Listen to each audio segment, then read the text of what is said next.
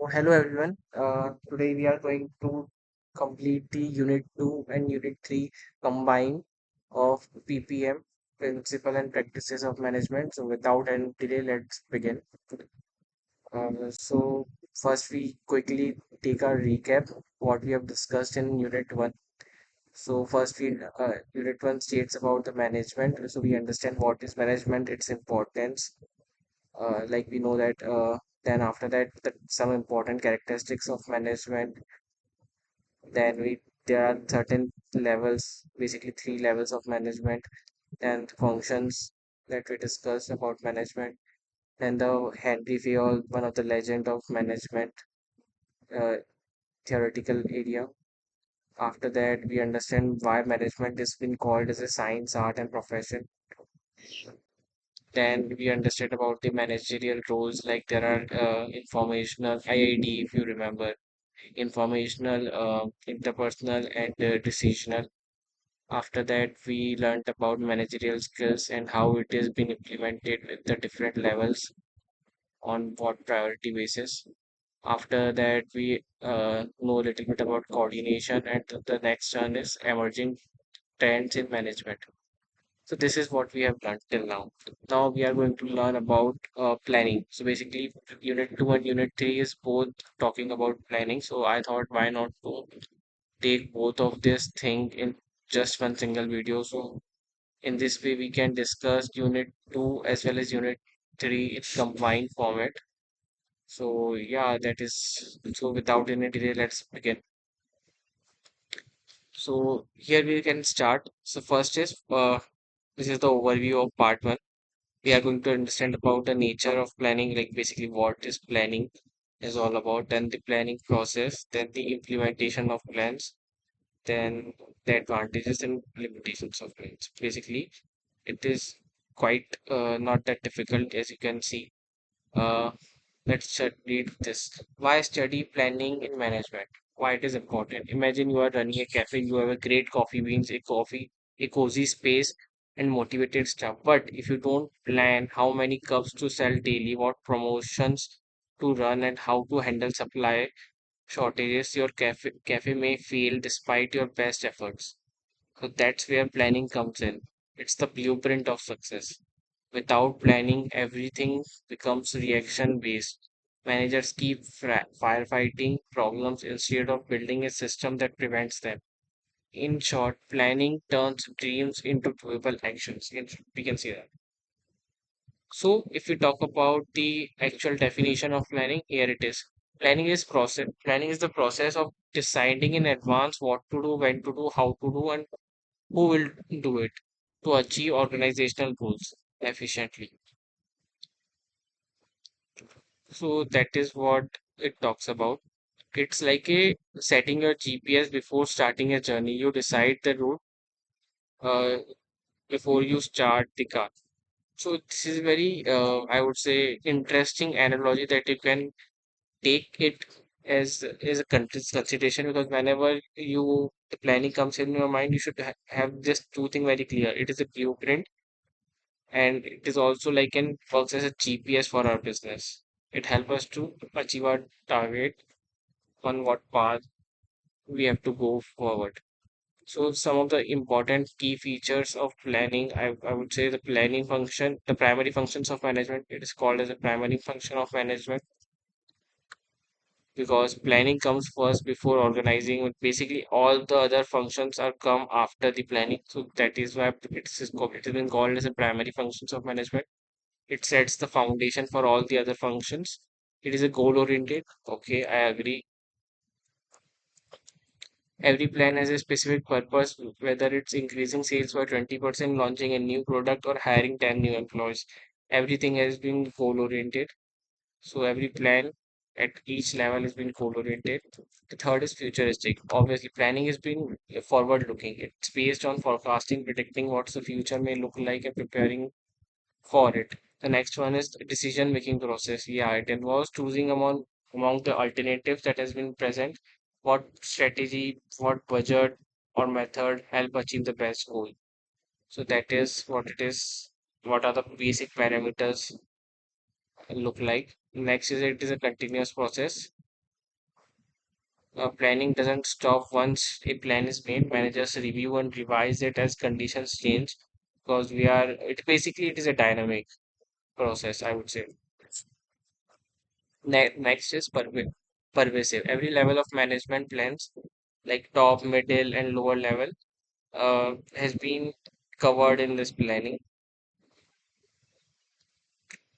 It has been done at every level. That is what why we call it as a pervasive. The next is intellectual process. It requires thinking, analyzing, and predicting, not just guessing. So that is what the top features of planning. Now we are moving to the what are the process. So let's understand how managers actually plan step by step. So first of all, setting the objective, deciding what you want to achieve. Example, increase revenue by 15% in the next quarter. That is the objective. Then developing premise, basically identifying assumptions about the future, like what are the possible favorable scenarios there are what, that will help us to achieve our goal. So that is what it meant. It meant identify assumptions about the future, like market trends, inflation, competitors, actions. Basically, giving support of your objectives. That is what premise does. Example: assuming stable price and no major new competitor entering the market. Identifying the alternatives. Okay. Identifying the alternative, explore best possible ways to achieve objectives. Example, increase sales through advertising new product lines or discounts. There are certain ways. So which one is going to be much more efficient and with the effectiveness? The next one is evaluate. First of all, identify the alternatives, then evaluate its pros and cons, then selecting the best plan, choose the most suitable and practical option, implementing the plan. For example, converting the plan into action, course of action like allocate resources, task, communicate the roles, follow up and review. That is the seventh process. Check process regularly and make necessary adjustment. The next one is about the planning on paper isn't enough. Execution is where success happens.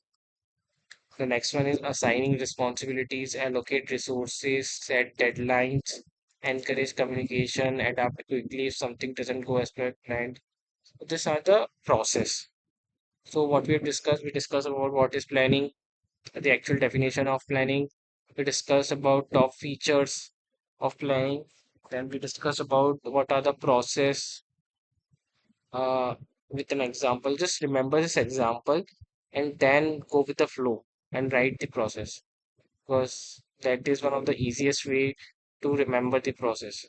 Now coming to the advantages and disadvantages of planning, there are around 4 to 5 advantages. Let's go with the advantage first. Provide direction. It helps us to provide direction, as you guys also know. Reduce uncertainty, yes. Promotes coordination, yes. Improves control, yes. Encourage innovation, yes. Limitation, time consuming. Okay, we can say that. Costly, yes. Obviously, inflexible. Yeah, it is inflexible because it has been already decided. So yeah, it is inflexible. False sense of security. I don't think so, but it has been mentioned. So okay. External limitations. Yes, there can be external limitations as well, like natural disaster, flood, war, any notice coming from the court area, problems with the partners. There can be anything. So the next one is case. So basically, it's a case. Let's take Tata Motors plan to launch its electric motor car. So how it is planning should work like. So first objective, then premise, then alternative, then evaluation, then selection, then implementation, then review. You should know this 7 steps by heart, to be very honest. Now moving to the part two of planning, which is unit three. It talks. So we are in this. We are going to talk about the nature and objectives. We are going to talk about MBO, which is nothing but just an management by objectives. Its benefits and weakness. The types of planning. There are two types, basically strategies and policies. There are two ways we can make planning effective. The next is case studies. So let's go. The first is why learn about this topic of MBO. Why it is necessary. Think of this. Imagine your friend wants to get fit. Now there's a desire, not a plan. So your friend wants to get fit, but he doesn't have a plan. But if they say, I'll lose 5 kg in 2 months by running every morning and tracking calories. Now it's measurable, specific, and time bound. That's an objective. So now you can understand why, if just your friend, initially your friend wants to do something, but he doesn't know, he doesn't have any idea about how it is going to achieve that thing. Whereas in the second scenario, he is very specific, want that the clarity is very clear in the second part, I would say, second scenario. Now it's measurable, it's specific and time bound. That's an objective. In management, every company, whether it's Apple, Infosys, Amul, works towards objective because they give direction and help managers measure success. Without clear objective, even great planning fails. It's like running fast but in the wrong direction. Okay, step 2, concept and nature of objectives. Objectives are specific goal that an organization aims to achieve within a defined time frame. The answer where to go, where do we want to go, what exactly we want to achieve or something, things like that. Some of the important features of MBO are it's an hierarchical model, follows and like a top level strategic planning, middle level departmental objectives. There are different objectives as per the different levels of department. That is what this feature talks about. The second is quantitative and qualitative. As the name suggests, some are measurable like sales and profits, while other are qualitative, brand reputation. So we can uh, decide our objective on that basis as well. Time bound is one other feature, I would say. Every objective has a timeline. Yes, 1 month, 6 months, or a year. Realistic but challenging. The objective must push effort but remain achievable, consistent, and coordinated. All departments' objectives should align. Marketing, finance, HR, and everything. Now moving to the step 3.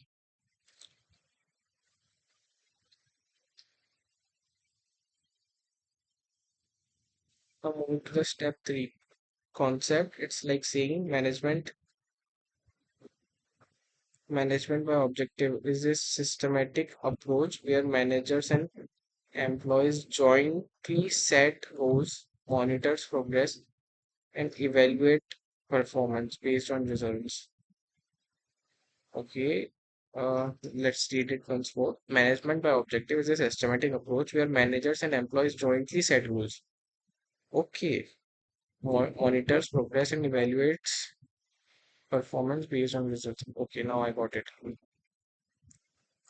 Here, both managers and employees sets the goal and objectives, and I would say analyze it together. Sorry for the disturbance, guys. I can't do anything about that.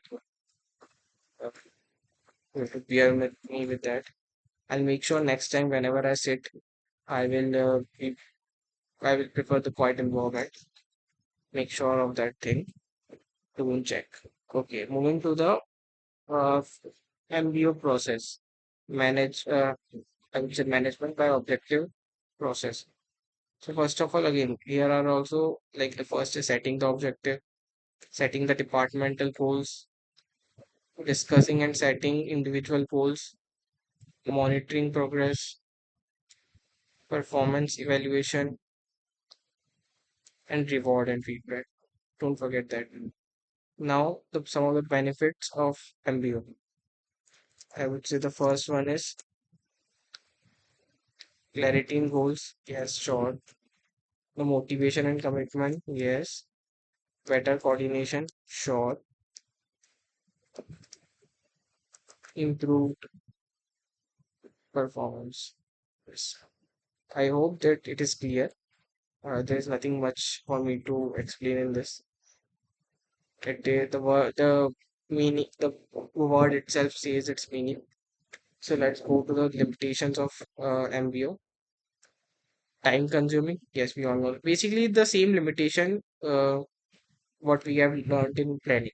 Time consuming, paperwork, overload, rigid objectives, neglects intangible aspects, requires full participation or something.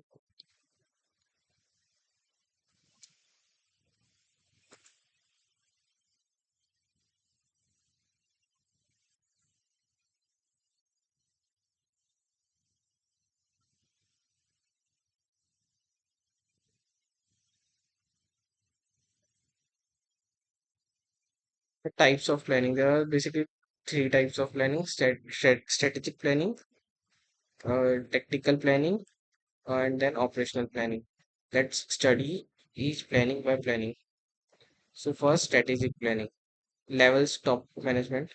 Who performs it? Top management. Time frame: long term, 3 to 5 years. Focus: setting direction or deciding future business areas. Example: entering the electric vehicle market, expanding to Southeast Asia, things like that. Tactical planning, functional planning. Level: middle level management. Time frame: 1 to 3 years. Focus: translating strategic goals into departmental actions. Operational planning level: lower management. Time frame: shortly, daily, weekly, or monthly. Focus: day-to-day operations. Example: scheduling shifts, managing daily production target, things like that. Now, strategies and policies. So, strategy, when we talk about strategy is a comprehensive plan to achieve a long-term goals. It answers how an organization will compete and succeed. It involves resources and allocation to deal with competition. Basically, how in planning we know what we have to achieve, but in strategy we are been deciding what we should do to achieve our goal. That is what strategy talks about. Now moving to the types of strategies. There are basically four types of strategies: growth strategy, stability, retrenchment strategy, and combination strategy. Growth strategy talks about expansion into new markets or products. Stability strategy talks about maintaining current position. The third is retrenchment strategy, cutting losses by closing unprofitable units. The last one is combination strategy. So, how you can basically the growth strategy is talking about the expansion plans. Stability strategy talks about how we are going to, if our profit or our revenue is not been stable, it is changing frequently over time. So, how to make it stable? That is what it talks about. Maintaining current position. Retrenchment strategy. It's like basically if your company is not profitable or doesn't have a good cash flow, so how to take that into consideration and how to make sure that it has a good cash flow and profitability things. So things like that. Yeah, you can say that this both of these things are a bit overlapping, but yeah, that is how it is. The next one is combination strategy, using multiple strategies for different divisions. Like for production has different strategy, for marketing has different strategy. That is what comes under combination strategy. How it is been aligned in a way so each each strategy is complementing the other department as well. So make sure of that. That is come under combined combination strategy. So moving to the policies. Policies are the broad guidelines for decision making that help maintain consistency. Okay. It's a broad guideline for decision making that helps maintain consistency. They are not strict rules, but help managers take decisions in similar situations. Example, promotion will be based on merit.